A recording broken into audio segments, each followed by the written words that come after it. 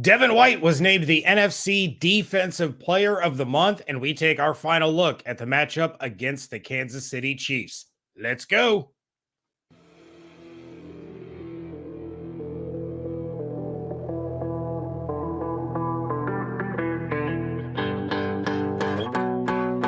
You are Locked On Buccaneers, your daily Tampa Bay Buccaneers podcast, part of the Locked On Podcast Network, your team every day.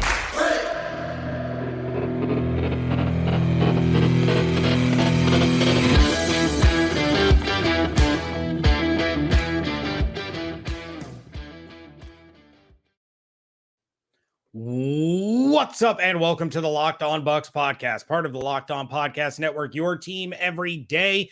We are your daily podcast covering the Tampa Bay Buccaneers, free and available on all platforms, including YouTube and the new 10 Tampa Bay Plus app on your Roku or Amazon Fire Stick. We thank you for making us your first listen or view of the day. I am James Yarcho, joined by my co-host, Mr. David Harrison. You can check out all of his written work over at Sports Illustrated's BucsGameDay.com. Check out mine over at SB Nation's BucsNation.com. And, of course, follow everything on Twitter at Locked On Bucs, at JYarcho_Bucs, and at DHarrison82. Yeah, and a big shout out to Tyler in the live chat, James, getting a message, a post in before I even got our welcome to the live episode post in there. So beating me to the punch. Tyler, Dustin, look, hopefully anybody joining us from the Tampa area, hopefully you guys are all safe. Hopefully your homes are as dry as possible in your possession. Either way, hopefully all of you are in good spirits. We thank you again for making us your first listen or view of the day. This episode is brought to you by Brightco Jewelry and Watch Insurance. Brightco brings you comprehensive, fast, and affordable jewelry insurance for as low as $5 per month. Check out your special offer for Locked On listeners and get covered in under 2 minutes at bright.co/locked on. That's bright.co/locked on. Our biggest confidence and concern for the Buccaneers heading into week 3 against the Packers are coming up. But James, I meant to say, not Packers, Chiefs are coming up. First, we need to dive into the most recent injury report. We're already off the rails. We're just getting started. The most recent injury report from the Tampa Bay Buccaneers. Again, this is Thursday, so still another injury report coming with final game designations. Make sure you guys check that out at Buccaneers.com or on the Buccaneers Twitter feed. Chris Godwin, wide receiver extraordinaire, downgraded from limited to non-participant and non-participant on Thursday, hamstring/rest. So potentially rest day means that maybe we're going to see one foe back on the field. That's, fingers crossed, as you are doing. Akeem Hicks, foot injury, not participating. Don't expect him back. I think we don't expect him back for a while, to be honest with you. Brashad Perryman, knee and hamstring, not participating in practice either. So keep an eye on him Friday. Russell Gage, Julio Jones, and Donovan Smith all limited.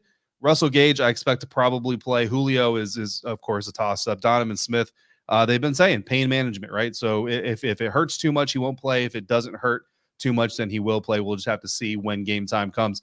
Full participants, Tom Brady. That finger apparently better right now this week than it was at the same time last week. And then Logan Hall with a groin injury was upgraded to a full participant from being limited.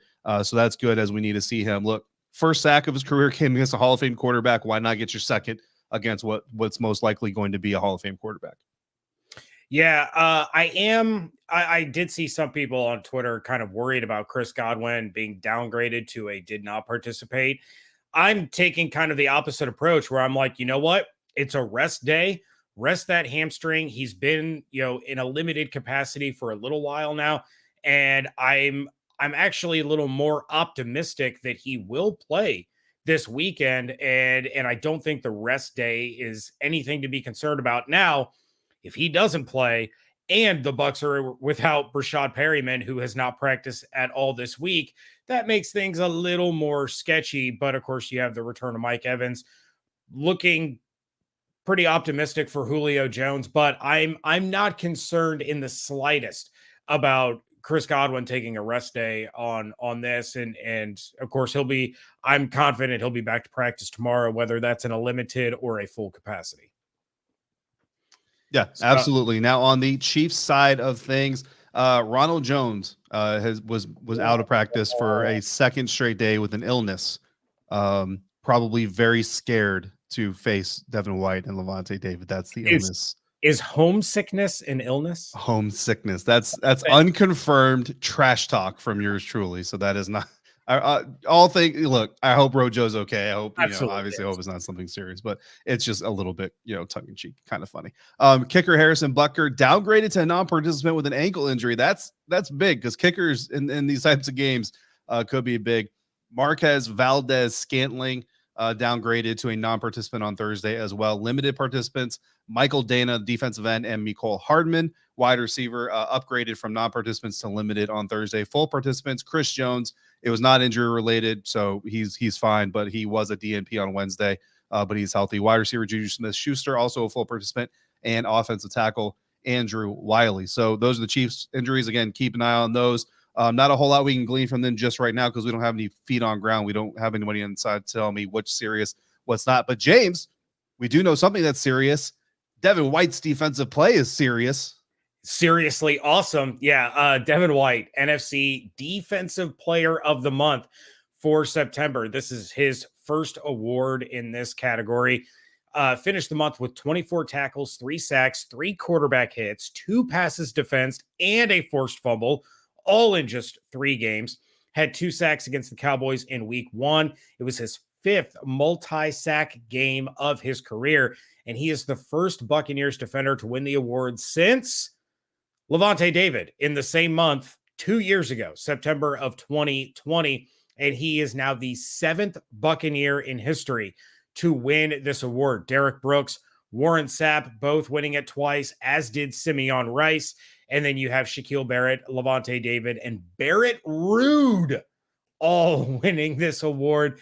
Well-deserved for Devin. He has played very, very well this month, and hopefully that play continues on Sunday against Kansas City Chiefs. Yeah, also shout out to Devin White for hearing some of the criticism out there. Some people may have criticized him for maybe playing too close to the line of scrimmage sometimes, and he said, my job was to stop Aaron Jones. I did a pretty good job.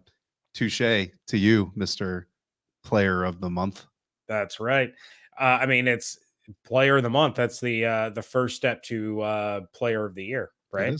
Look, your bold prediction for the season might be accurate, just a season too late. Just a season late. I'll take what I can get.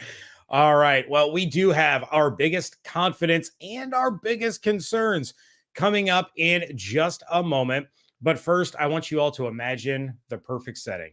You've done everything just right, and you have the woman of your dreams standing there and waiting for you to pop the question. Her family and yours are hiding at a distance, capturing it on video, so you have this moment immortalized forever. You've done everything right, except get insurance for the ring that you're about to put on her finger, and then you drop the ring and you lose it, and it's gone forever. So she's crying, you're crying, everybody in the family is crying, and it's all for the wrong reason and not the happy crying. Well, if you would have listened to us and just gone to Bright.co jewelry insurance, you could have been backed up 100% on the purchase of that ring. Bright.co isn't just about rings. You can insure that special watch, that necklace, whatever you need, and you can do it quickly at Bright.co/locked on or a quick phone call. And for just $5 a month, Bright.co/locked on is the place you want to go check out the bottom line and have some fun videos on exactly what you shouldn't do, but you should get some protection from the guys over at Bright.co.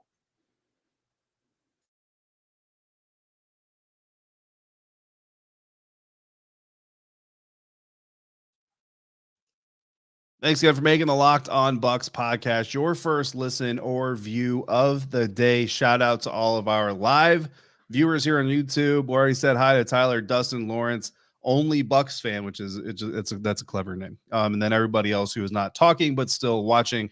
We appreciate all of you. Of course, all of you watching or listening after the fact, we also appreciate you, but you have to listen to digital ad inserts and YouTube ads, while our live viewers only have to listen to that one ad read. So even better reason to join us live, right? Our bold predictions and players of the game are coming up in segment 3. So if you have your own, feel free to throw those into the live comment section right now. But right now, we're going to talk about our confidences and our concerns, James. But first, before we do that, let's hear from longtime listeners / viewer, I'm sure, but first time caller, Drew out in Oklahoma.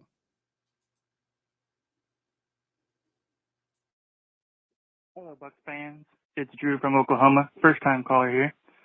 Earlier this week, I was scared to death of this game with the Chiefs. Now, looking at the finer details, the Bucs should match up very well versus the Chiefs. The young secondary should be able to clamp down on their wide receiver core, and Lavonte David should bend, not break, covering Kelce like he has done in the past. The Chiefs don't have a running back duo like the Packers, so I have a hard time seeing Pat Mahomes and their offense scoring more than 20 points with how good the defense has been playing.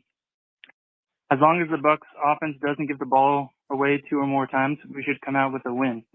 Are you in agreement that the Bucs defense should be able to shut down the Chiefs offense this Sunday? If not, let me know. Go Bucs. All right, Drew in Oklahoma. Thank you very much for the call. My mom was born and raised in Oklahoma. I spent many a summer in Bartlesville. I don't know if Drew knows where Bartlesville is, but shout out to him if he does. I was born in Fort Sill, Oklahoma. Oh, I was not raised there, but I was born there. All this time you and I have been podcasting together. I had no idea you were born in Oklahoma. I thought you were born in Colorado. I was born in Oklahoma, and that is the extent of my knowledge about Oklahoma. Oh, all right. Well, Bartlesville is a booming metropolis. Anyway, we're going to move on. Drew, we are going to we're going to kind of react to your call about the Bucs defense in a little bit, but I'm going to kick things off on the confidence side. And my biggest confidence is the passing game is going to begin its ascent this week. I'm not calling for Brady to go ham and throw for 350 and 4 touchdowns or anything like that, but we're going to see a stark improvement in the passing game compared to what we've seen so far this year. Look, the Chiefs are allowing over 21 points per game. In passing defense, they're allowing 225 yards per game. However, they've only allowed one 100-yard receiver this season, and that was Mike Williams of the Chargers back in week 2 in a game that somehow the Chiefs ended up winning.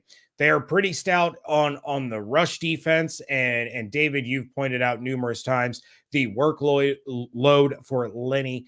And I take a look at the way that the wide receiver room is starting to come together. We saw the heavy usage of Russell Gage last week. I would like to see that continue. Maybe not 13 targets a game, but the utilization was there and it needs to continue to be there. You're getting Mike Evans back. Looks like Julio and Godwin are rapidly approaching that off-ramp of the injury highway to return to action.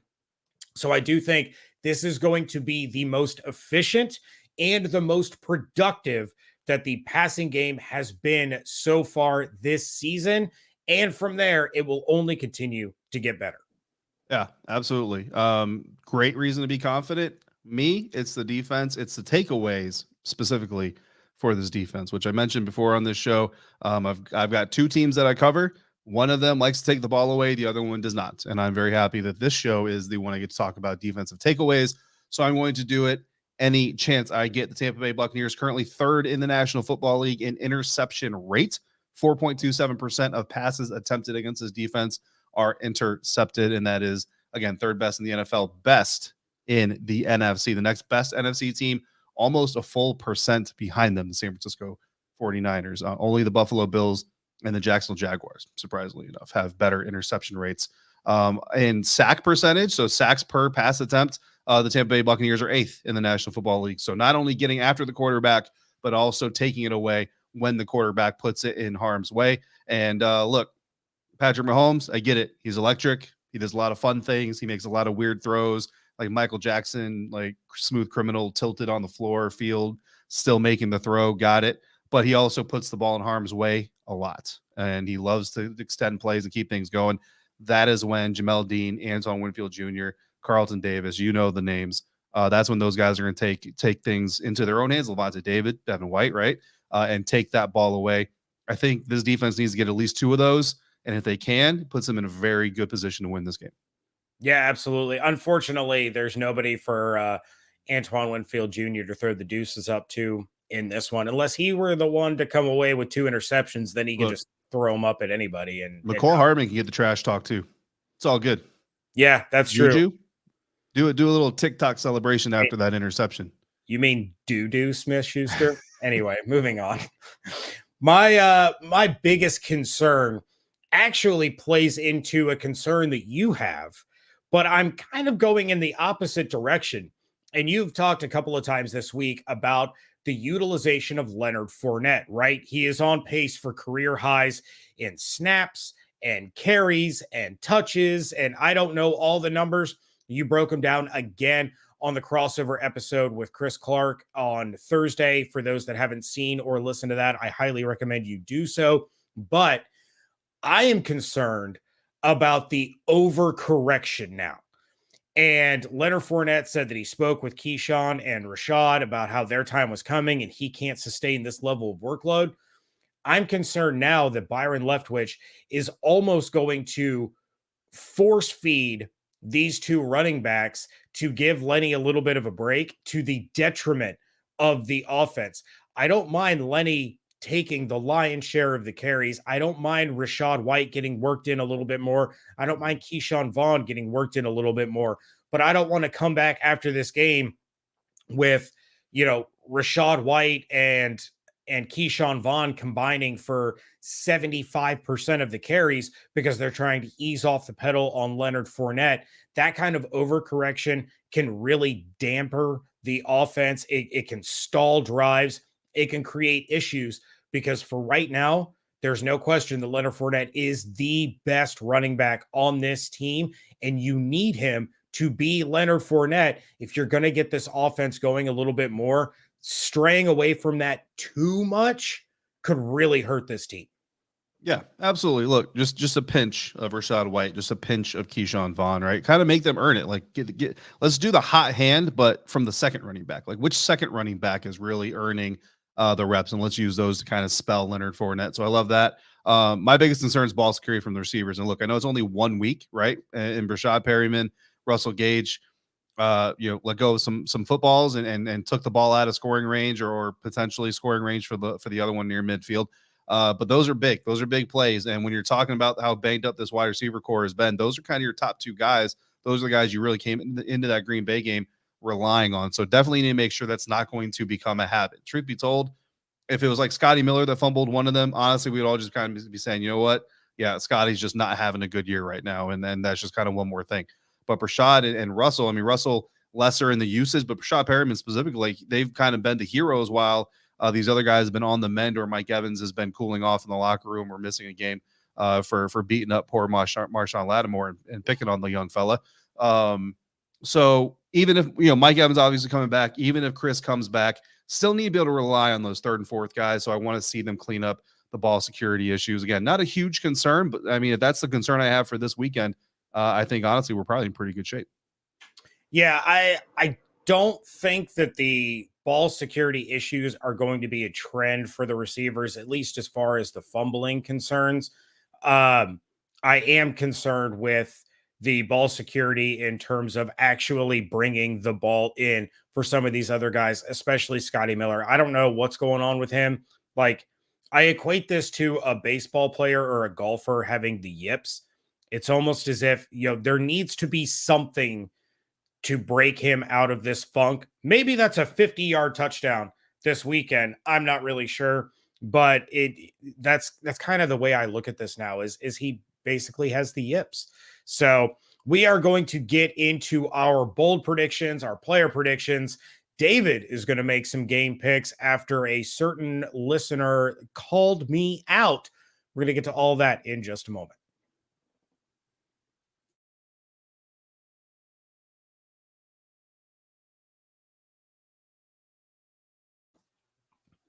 Wrapping things up here on a Friday live edition of the Locked On Bucs podcast.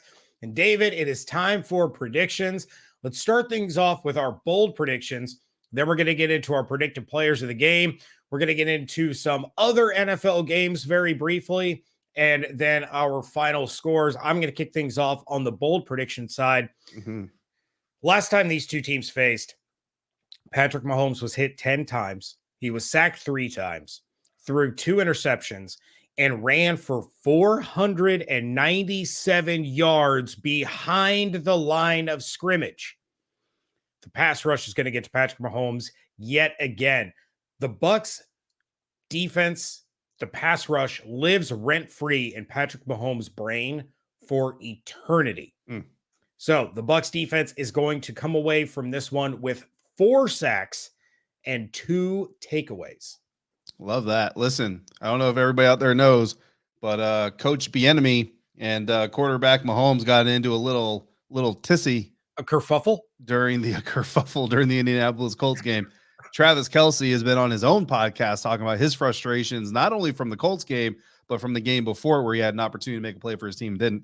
There's some frustration on that Chiefs offense right now, and the Buccaneers have the opportunity to kind of amp up the frustration, so to speak. So let's hope that comes to fruition. My bold prediction has to do with Leonard Fournette's usage or lack thereof. Rachaad White and Keyshawn Vaughn, James, not only are they getting on the field, they're getting in the end zone. Each of them. You know why? Because the Chiefs will never see it coming. Rachaad White, Keyshawn Vaughn, each are getting a touchdown. Leads me to my player of the game. And no, it is not Rachaad White. It is linebacker Lavonte David. Going back to Travis Kelce, you talked about it. Look, he talked about it. He talked about the Super Bowl on his own podcast, which is actually, it's very hilarious. I highly recommend you. It's called New Heights. Highly recommend you guys go check it out after you listen to the Locked On Bucs and Peacock and Williamson and all that other stuff. But he mentioned how the Buccaneers inside linebackers shut him down in the Super Bowl. It's one of the worst games he's ever played. He doesn't like to think about it, and he knows that he's going to have a tough weekend against the Buccaneers because of those guys. And he kind of calls out specifically Lavonte David. So, look, if Travis Kelce is worried about Lavonte David, I am all about Lavonte David reaffirming Travis Kelce being worried about him. So, number 54 in your programs, number 1 in your heart, Lavonte David, player of the game.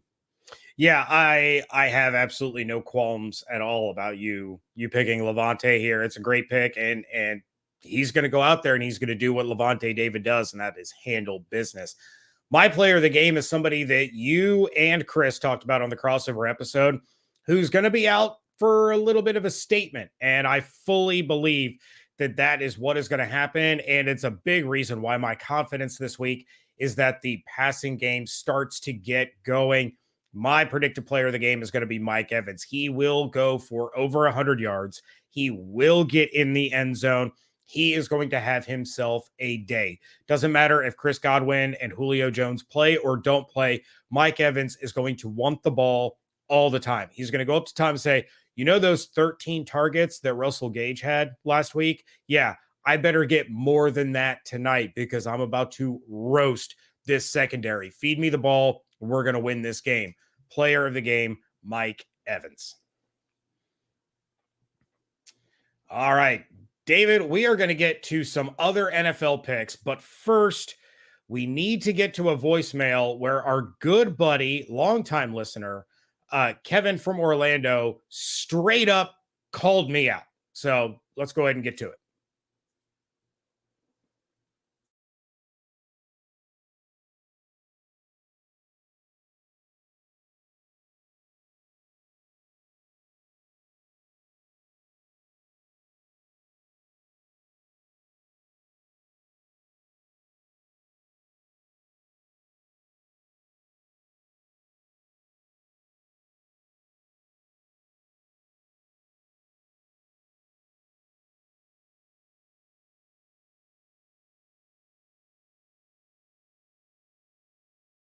Hope that guys get better.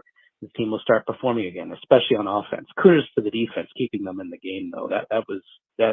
I'd nominate the whole defense getting the game ball, honestly, and keeping them in this game all the way to the end where they could have possibly tied it and went into overtime. So anyway, let's look forward to going into next week here, and hopefully we'll get some players back. Another thing, too, I wanted to call on, too, and James, I love you, James, but I like to nominate David to do the non-Buccaneer game picks when the time comes. And I mean, I'm sure you probably noticed, James, you had some picks that you felt absolutely 100% sure about, especially back in week 1, where you had the Bengals running all over the Steelers. The Steelers ended up winning. And then even in this week, you had the Raiders running all over the Titans, and, well, the Titans actually won. So, yeah, I mean, those picks really stand out to me. And I was just wondering if maybe in week 4 we can do a switch and maybe have David pick some games, non-Buccaneer games, and see how well he does. Anyway, I just thought I'd throw that out there. Love you, James, but let's try David this time with that. All right. Look forward to your next episode.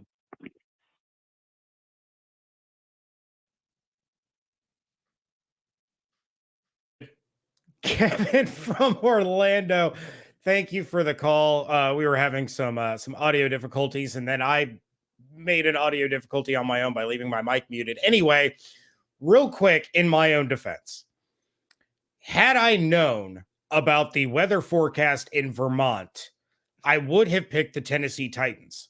And here's why. Believe it or not, since Derrick Henry is considered the Yeti, the forecast in Vermont actually plays into his performance.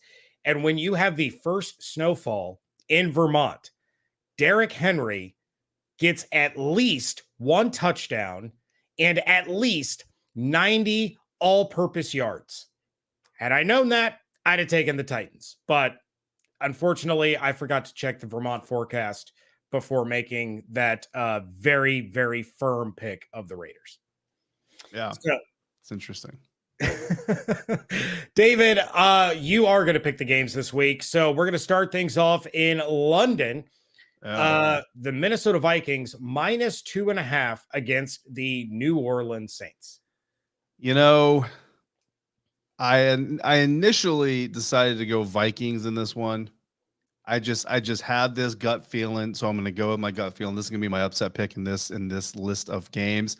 I'm going Saints on this one, James. I think the Saints are going to pull this one out.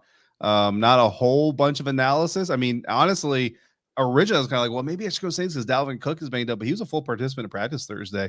But I just, even with that knowledge, I don't know, man. I got something about the Saints in this game. Bucks time 12. Look, I'll take a Viking win, of course, but I gotta be honest here. I think the Saints pull this one out.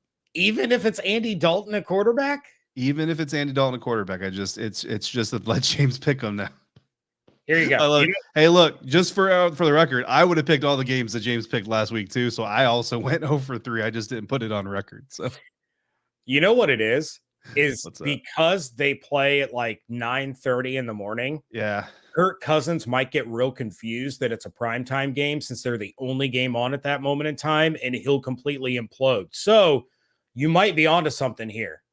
Yeah. I mean, believe me, it's much more the Saints defense than it is the Saints offense, but I don't know, man. That's the feeling I got. So I'm going to go with it. All right. Next up, we have the Philadelphia Eagles -6.5 point favorites against the red hot Jacksonville Jaguars in a revenge game for their head coach. Listen, let's calm down on the red hot Jacksonville Jaguars. All right. The Philadelphia Eagles are going to put Trevor Lawrence under all kinds of problems, and the Eagles offense is going to put their defense under all. Look, Travon Walker is great, but Travon Walker ain't chasing down Jalen Hurts, too many times. I'll put it that way. Eagles are going to win this one.